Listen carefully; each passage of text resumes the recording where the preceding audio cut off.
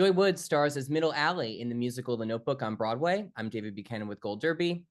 Joy, I had read or heard that you had no relationship to the source material prior to doing the show, either the novel or the film. So I wanted to ask, having that experience, when you first saw the story in the script and through the score, what was your experience of, being exposed to this love story through that medium? Well, I actually did see the movie before getting the script. I think it was the day before. So I had some very, very fresh knowledge on what the story was about and how it moved. And to see how it was his own entity was really refreshing, and especially with the fact that there are three different kinds of people playing Allie and Noah at three different stages of their life. I found myself watching the movie and seeing a very specific demographic and being like, oh, this is relatable, but I don't really see myself in this story. And seeing how different the script was and the direction that they were going in was very um, affirming and reaffirming that like I was supposed to be where I was. Yeah, that's one of the more beautiful things of this production is Noah and Allie are played by three different performers each, and you share Allie Mm-hmm. with Marianne Plunkett and with Jordan Tyson, who are such Uh, wonderful performers. And what I love about the show is, in the case of Noah and Allie, you all have come together to really create the spirit of a single character. It's three very mm-hmm. people at three moments in time, but you really feel like everybody's connected in creating one character. What was the experience like of collaborating with the two of them to really find what your Allie collectively was going to be? First of all, a dream, an absolute dream. I mean, the Marianne Plunkett and Jordan Tyson, who is so fresh and new and so full of gifts to share.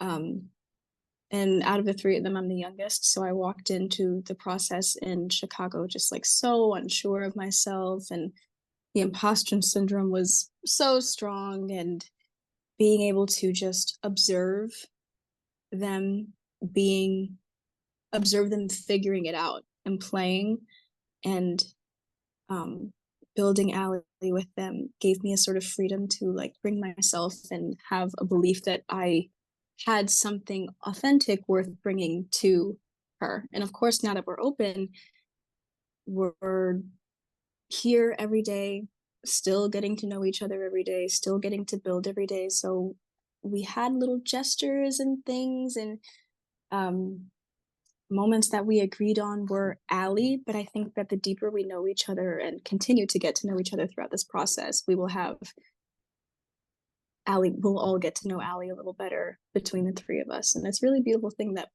we all like each other this much and we spend so much time talking about her and about the show that it's constantly in progress and constantly evolving. And it's really beautiful. Yeah, you mentioned doing it in Chicago, and I think all three of you Mm-hmm. were there in that tryout. The three Allies Yes.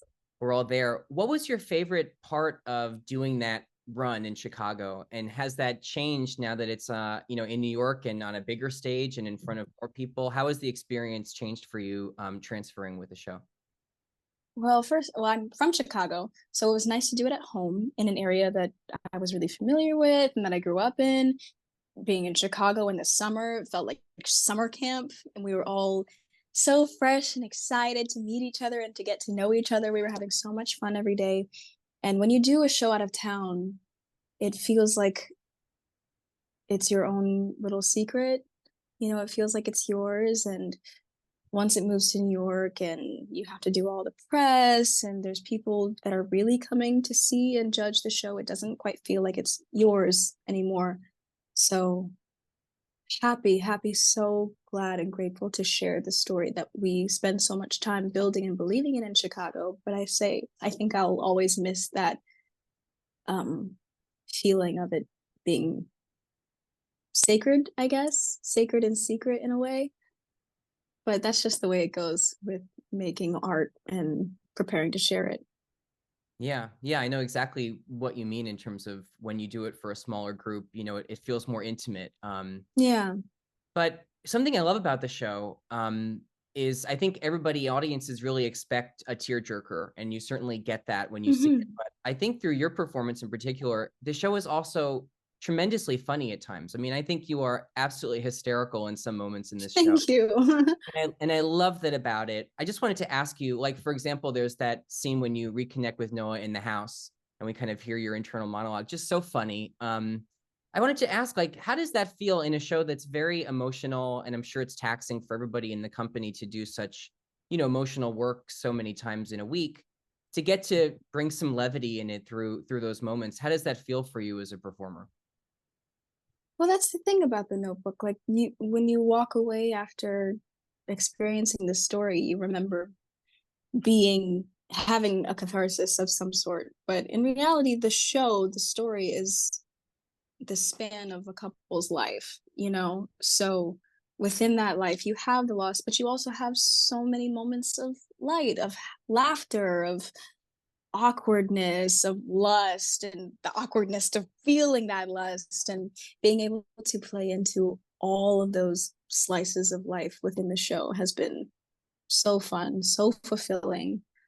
And, not all tears are sad tears. Like um what a blessing and a miracle in a way to find somebody that you love and get to go with them in the end. That doesn't happen often or at all really unless you're very lucky. So in a way, yes, it's sad that they pass away, but how beautiful it is that they get to do it together. And I think that's what hits people a lot of the time, and being able to experience that in a room full of people that are open and wanting to react and feel that with you. Like you leave the show with seven people around you, seven new best friends. It's amazing. And we've really been missing that after the pandemic and not being able to gather. So yeah, it's really sweet. Yeah, I want to ask you about that connection with the audience, especially in moments like you have with Ryan Vasquez, who plays Middle Mhm. Noah. You're recreating that iconic rain scene from the film, of course, and I know it's probably technically challenging. You're wearing mics and there's water, and there's a Yeah. lot of different components to it. But I wanted to ask you about that moment because I feel like the audience is anticipating it, and of course, For sure. I think it fulfills everybody's expectations. But how much can you feel like the audience really desiring to see it, and then that kind of joyful moment when it happens on stage? Like, is it, kind of palpable for you and Ryan as you're getting ready to do that? Totally. I mean, like the fact that the show is so different than the movie, you don't really see it coming in a way. And with the scene leading up to that moment, you can tell if the audience is there because they're listening and they finally reconnected. So they're hanging on to the edges of their seats, like listening to the words and having moments of laughter through that song and those moments that you mentioned, and just trying to stay with them and seeing where it goes and kind of being surprised that, oh, this is the rain moment. And you hear them gasp or you hear them hitch their breath. Or sometimes they cheer, giving them the freedom to react the way they want to is really nice. And knowing that they're happy about it is even nicer. And you share so much time with Ryan on stage. I feel like there are Yeah. moments in that second act where it's just a two-hander. Like, so much of it is just the two of you, and you get some really wonderful dramatic scenes to play. I mean, the score is terrific, of course, but you get some book scenes to really, sink your teeth into, like that kind of Mhm. confrontation in the bedroom. I just wanted to ask you about navigating that dynamic with Ryan, because when I talked to him, he said, you kind of squeeze hands backstage and say, okay, I'll see you on the other side of this experience, because it's tough. So what is it like for you to kind of navigate these really complex emotions as characters with Ryan as your partner? Well, it was really nice. Like when we met to do the show in Chicago, I'd never heard of this man, had no idea who he was. I was so new to the industry. I barely knew a soul, and we clicked and like became really, really good friends immediately. And so, like when I say that being in Chicago was summer camp, all of us, it was like a big friend group, always building and experiencing and making these connections together. And so it was kind of easy to like walk back into this and be able to take our breaths and um, get back to that feeling of just being on the train and letting it run and really being able to look someone in the eye that you trust and listen to them. That's not something that you get often. So I'm really glad I got him, especially with the options that he had on this street this year. um, yeah, we have so many moments, and from the kitchen to the rain to that quick change to the next song, and then we have to get in the bed a little still damp a little bit. We have moments of just trying to take a deep breath together and reconnecting and reestablishing like a homeostasis between the two of us, and having somebody that you can do that with is really special, and I'm very grateful for it and him. Yeah, and you cap off this arc of the second act with this absolutely incredible showstopper. I've buried the lead for long enough because we have to talk about My Days, which is just an incredible song. It's a kind of barn burner of a performance. I mean, it's to sit and watch you do that in the audience is truly spectacular. Um, Thank you. so two questions on that. What is it, how do you prepare for that moment? Because you've done a lot in the show up to that point, and you still have this mountain to climb every show of this really vocal, the fireworks vocally are there. So how do you prepare for it? And how does it feel to do that, 8 times a week? What does it feel like in you to be doing it? And then once you've kind of climbed that mountain, to come down from that high, what does it feel like? From the production in Chicago to now, the scenes and songs sort of leading up to that moment have changed so drastically. Um, and in some ways, not at all, just to make sure that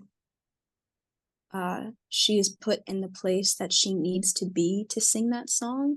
At some points, it felt like she had a little bit too much control over a situation. We needed her to feel completely at a loss and fed up with and overwhelmed with option in a way. Everyone trusting her to make her own decision, and her coming to terms that she's never done that a day in her life and being tired of it and wanting to do that for herself.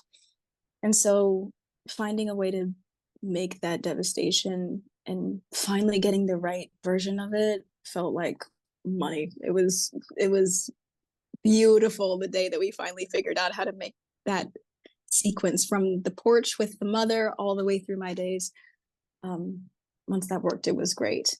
And it's honestly doesn't feel like any work at all now that we have it put together. But on days like today, when it's rainy and you're in the middle of a crazy season and you don't feel at the top of your game, um, that song starts and the only word that was going through my head today was just surrender.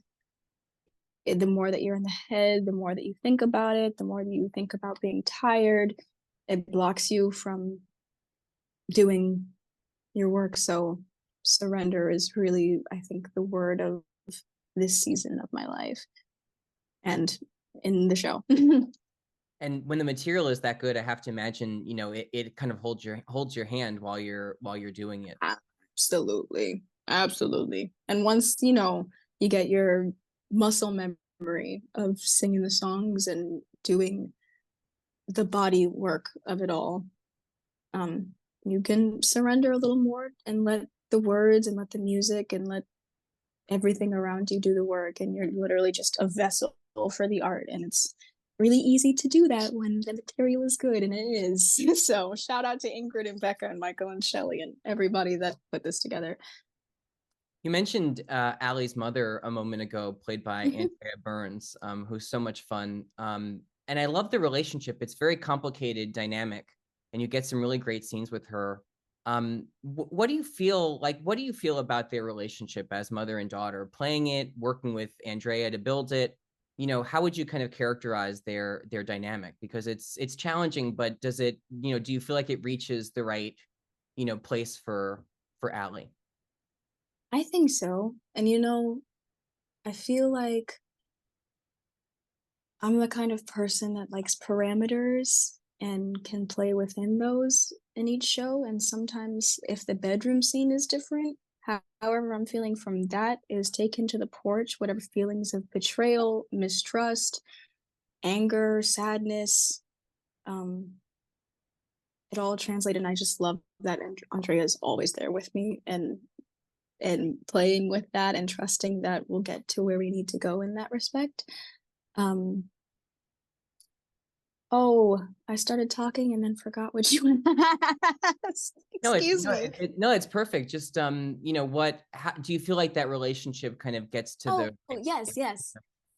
I feel like when we meet younger Allie, she's in a place of her life where she finds her first love and she starts to suddenly make decisions for herself. She's at the stage in her life where she's wanting to make her own decisions and take a little bit of control over her life. And we see the very moment where that spark in her is ripped away.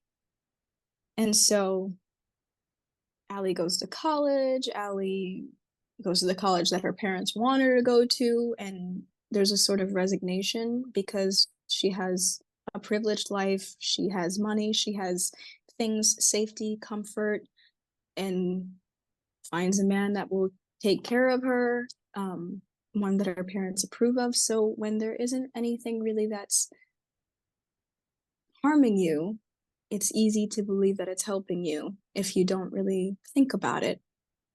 And that sort of complacency with her mother, you can fall very comfortable into. And the second that she's reminded of something that she once wanted, all of the mistrust, all of the feelings of betrayal come back up. And we see that on the porch and like in the bathroom before and when she's in brunch right after seeing the newspaper these feelings start to come up and her mom calms her down and subdues her very quickly, very easily, because she's so used to being told what to do. And she's at the age and she's at the place in her life where she doesn't need that. So that's where they start to butt heads because, of course, as a mother, you just want to protect your kid and want what's best for them. But you also need to listen and right your wrongs as a human being over a mother. So I think it's really beautiful that she apologizes to Noah in the end, but yeah. very human.